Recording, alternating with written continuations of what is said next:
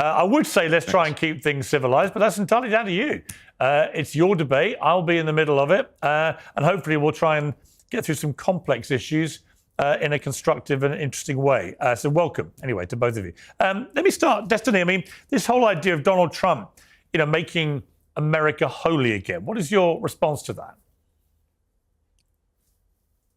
I feel like we have a lot of issues right now in this country. I don't know if our president being a spiritual leader is one of them. There have been things that I've said about religion, mainly in regards to philosophy and how you reconcile like religion with some philosophical positions. But I do think that right now there's kind of a crisis of meaning in the United States. I think for a lot of people, religion can serve as a good foundation of meaning. However, I don't think that Donald Trump is going to be the guy to, I guess, usher in that era of religiosity in the United States, at least not for any wholly religious person that I know that would, look at a person and think, oh, this is like a spiritual leader that I would want. Andrew, I would have kind of agreed with that, having known Trump a long time and never seen him as a particularly religious guy. I got to say, since he got shot, he sounds a very different guy about God, about religion.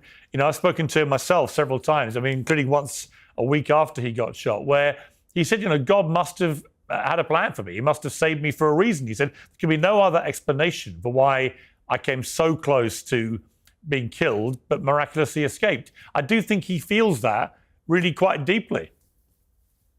Yeah, there's no atheist in foxholes, as the saying goes, right? So a near-death experience often will bring people closer to the divine. This is a very common thing. It doesn't surprise me that Trump narrowly, very narrowly, for a turn of his head, is still alive. I'm sure that he could definitely attribute that to divine intervention. And I'm sure even Destiny would understand why a person would do that. He's right about the fact that we do have a crisis of meaning. But he also is right, and I can concede on this point, that an office of faith with a chick speaking in tongues is cringe. And the most divisive thing on planet Earth is religion. It's the most divisive thing when it comes to, it's even more divisive than relationships. It's more divisive than sex. It's more divisive than anything is the topic of religion itself. America is already very divided on religiosity with a traditional camp and a non-traditional camp. I don't actually think that this was a great move for him to put in this office of faith, not because I do like the fact that it does signal that it's perfectly acceptable to rule through faith. I think that that's perfectly acceptable. However, I think strategically it wasn't particularly wise, as it opened up a dialogue now between the traditionalists, who were really Trump's kind of staunch supporters, saying, what the hell are you doing here? We don't want this woman, Paula, in any way or shape, form, or capacity representing Christianity on the national stage.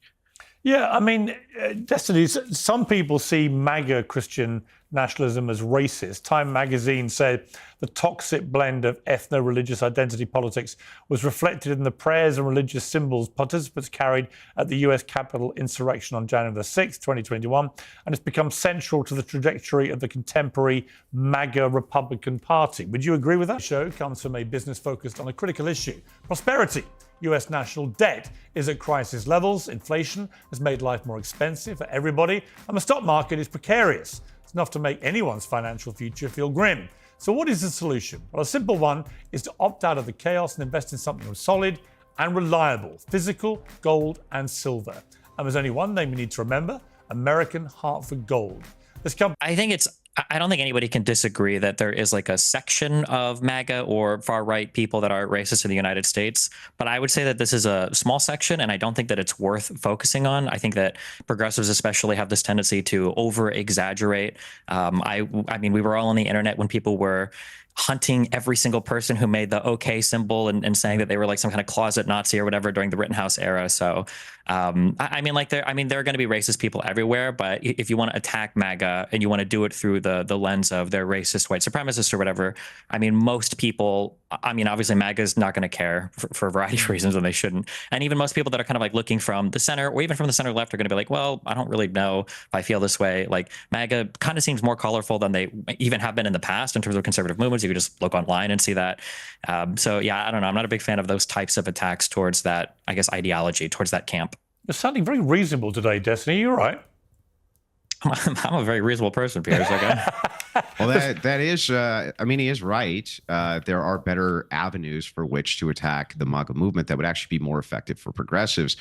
them utilizing this type of attack actually didn't do them very much in the way of good in this last election cycle. And you saw this from large progressive commentators, and this is all they did. Hassan Piker, among many others in the political commentary world, Bosch, other guys like this, they hyper focus on the racial dynamic issues. And Destiny is right. MAGA doesn't care. And most of the supporters of Trump don't care. And most Republicans at this point don't care because it's so overused that essentially if you overuse a phrase like this or these kinds of talking points too much, their effectiveness just basically gets destroyed. So let's move from making America holy again to making America healthy again.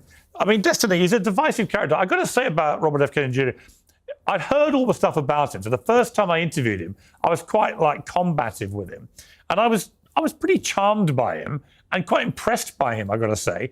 And I've interviewed him 4 or 5 times since. And I really don't think we've got the devil here at the head of the health service. I think we've got a guy who has a very curious mind, constantly asking questions, which probably need to be asked about the nation's health. He's also a fine figure of a guy for 70 who seems to practice what he preaches. Are you in favor or against him? Absolutely against him.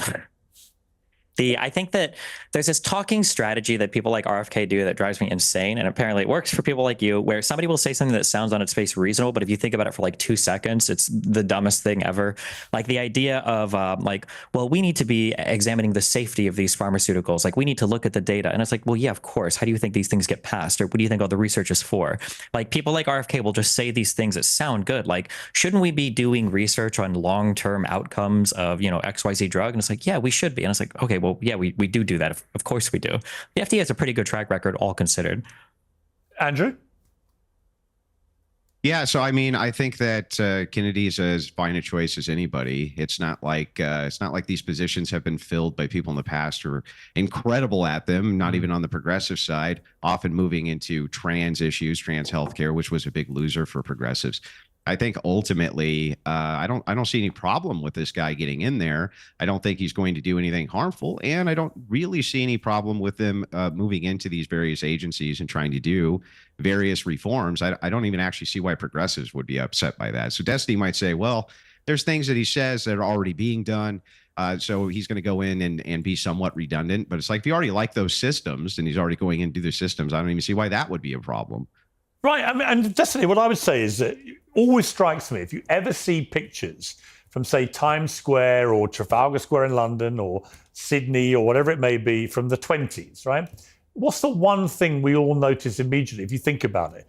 There's no fat They're all people. in black and white? Well, there's no fat people, right? They just didn't seem to exist. Literally, they barely existed because people were far more mobile. They had far better diets to a large degree.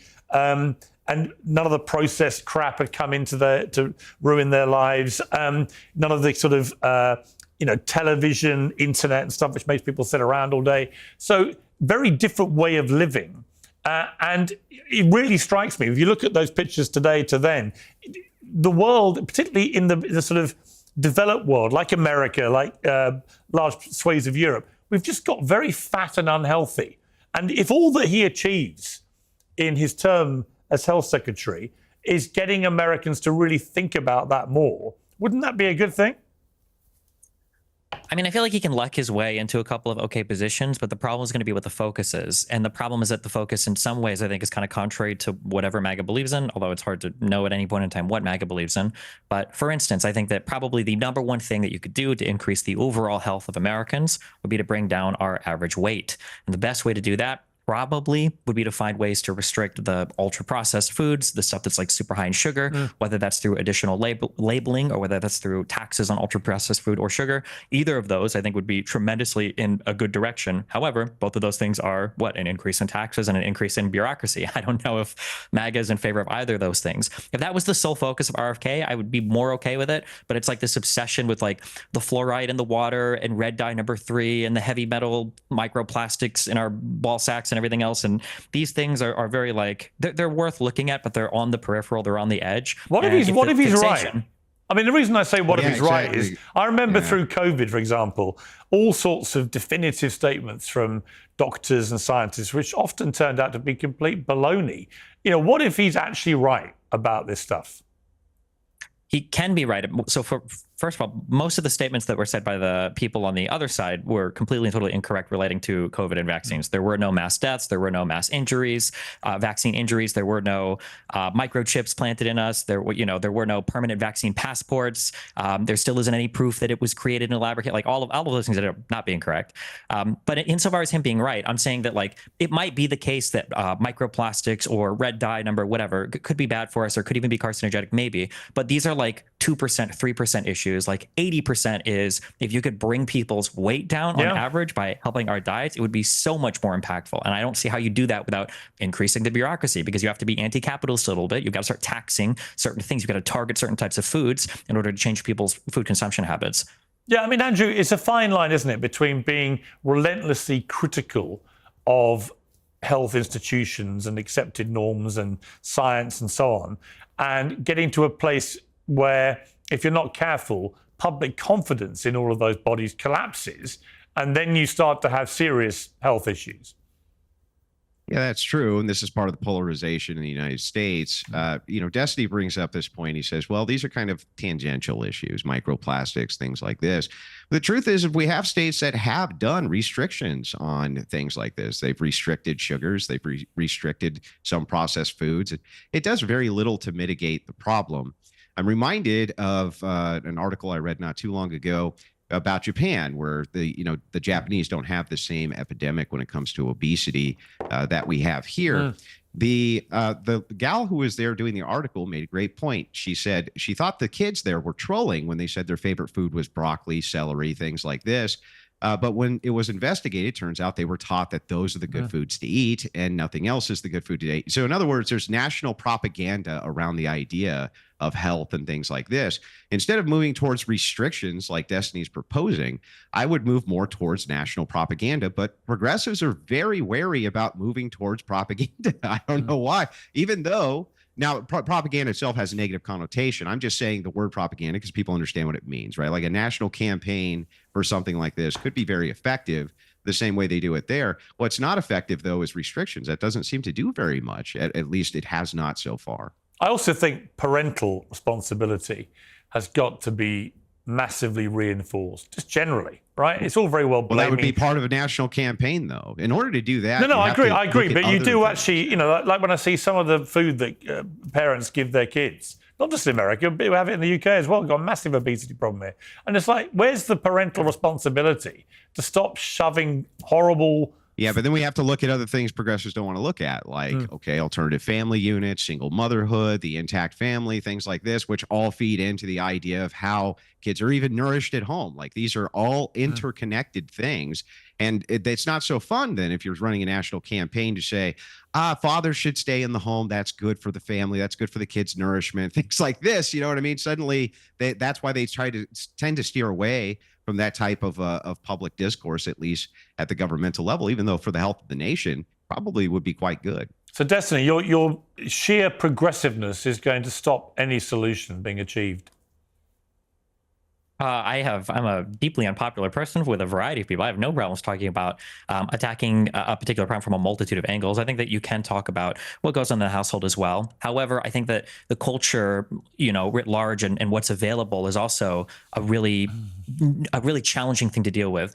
If you've had a kid and that kid has gone to school, the thing that makes that kid want something more than anything else isn't just something being available. It isn't just, someone on the internet offering it. It's when other classmates have that thing. As soon as you start hearing, hey, Bob or Jane, their parents let them do that, or they have this thing at school. Well, now all of a sudden you're competing against all of the other kids in class. And then these types of pressures when your kid is outside of your supervision are almost impossible to overcome.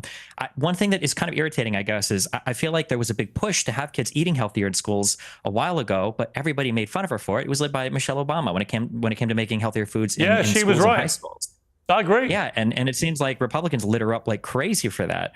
And I don't know. I think that, we can talk about healthier food in the household. We can talk about healthier food at schools. Like I think that everybody should be on board with it because things like obesity, being overweight, is one of the worst things that you can do for your health.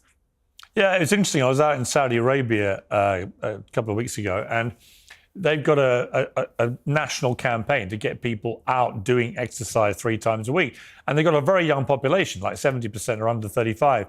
And it's been very popular, and as a result, more and more young people in Saudi are playing sport, for example, than were ever playing before. And that We is also a have national physical education standards here, Piers. We have physical education standards Right. set down by the government here for years. And those were rolled back due to the idea of fat shaming, due to the idea of, oh, my kids can't do this. Which is all bullshit. Et cetera. I agree. It's all bullshit. And the Yeah. thing is like that's what I'm talking about when we're talking about national campaigns for this. We can bring in exercise standards. We can bring in enforcement mechanisms for those standards starting at a young age. Destiny makes a good point. It is valid that if you're in school and you're a kid and the other kids have donuts, you're probably going to want a donut. You don't want to eat your broccoli, right? But there's an aspect of social shame that happens with patriotism and aspects of social campaigns and culture that can be actually done from the top down that we see in other nations, including what you're talking about right now. Just something as basic as, okay, physical education, now we're going to actually start taking it seriously. There's 2 hours of it a day instead of just the 30 or 40 minutes of you throw dodgeball at each other, right? I think that these are very valid things that we should look at. Yeah, I agree. Let's turn to feminism. So Donald Trump has been lauded as the great new feminist of the United States. This comes from his executive order banning trans athletes in women's sport. Let's take a look at him surrounded by grateful women and girls as he did this.